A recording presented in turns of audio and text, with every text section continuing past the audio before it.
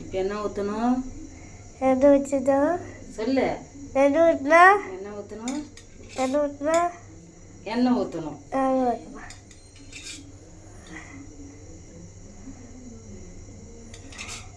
தேவையான அளவுக்கு எண்ணெய் ஊற்றிக்கோங்க.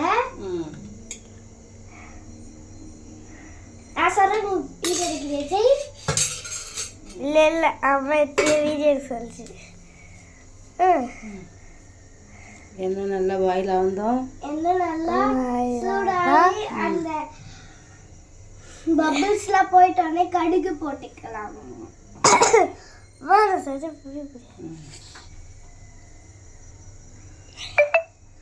சூடாயிடுச்சா பார்த்துக்கலாம். கை வலிக்குதுமா. நான் பிடிக்கிறேன். வேணாம்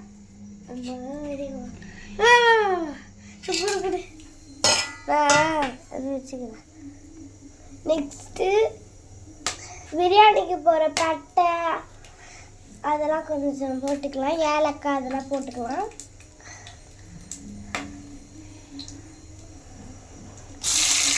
நெக்ஸ்ட்டு 4 பச்சை மிளகாய் போட்டுக்கலாம்.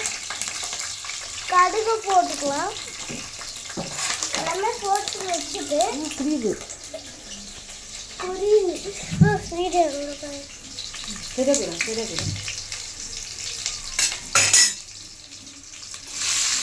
வெங்காயம் போட்டுக்கலாம்.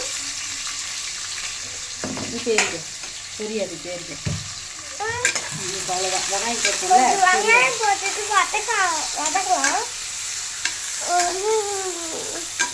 சொல்லிக்கிறா மாவு வைக்கிறியா?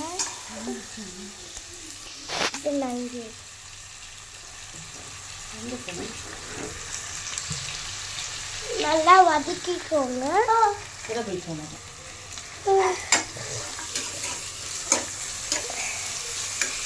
இன்னைக்கு நம்ம பிரியாணி தான் செய்ய போறோம்.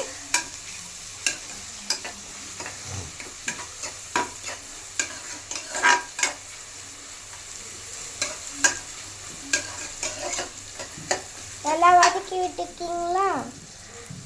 நெக்ஸ்ட்டு அம்மா அறியுது பாரு. அம்மா அறியுது காமி. அம்மா எத்தனை தக்காளி எத்தனை தக்காளி வேணுமோ அத்தனை தக்காளி எடுத்துன்னு பொடி பொடியாக நறுக்கிக்கலாம். ஒரு 2 தக்காளி 3 தக்காளி எடுத்து நறுக்கிக்கலாம் பொடி பொடியாக. சரியா போயிடும் சாமி. அது பச்சை மிளகாய் பொரிஞ்சிடுச்சுல, அது மேலே பட்டுடுச்சு. தூரம் தான் நிற்க வச்சேன். அதுதான் அம்மா சமைக்கும்போது கிட்ட வேணாம் அப்படின்னு சொன்னாங்க. நல்லா ரொம்ப பொடி பொடியாக நறுக்கிக்கோங்க. நெக்ஸ்ட்டு நல்லா வெங்காயம் உடனே தக்காளி போட்டுக்கலாம். இப்போ அரிஞ்சு வச்ச தக்காளி எல்லாமே போட்டுக்கலாம். நல்லா வதக்கி விட்டுக்கலாம்.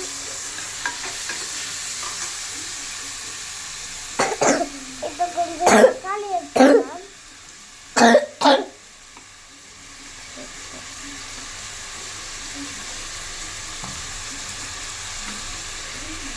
இந்த வீடியோ உங்களுக்கு பிடிச்சிருந்ததுன்னா லைக் அண்ட் சப்ஸ்கிரைப் பண்ணிக்கோங்க.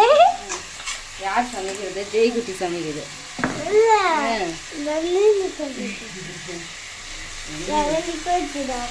ஷார்ட்ஸ் வீடியோவில் பார்த்தீங்கன்னா சமையப்பான்னு போட்டு ஒரு இது இருக்கும். அந்த குரூப் தான் இது. நல்லா கிள்ளி வதக்கி விட்டுக்கோங்க. பாருங்க, சமையல் தான் சமைக்கிறாங்க.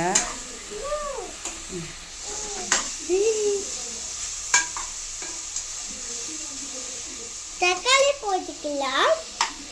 ஜெய்குட்டியும் சமைப்பாங்க.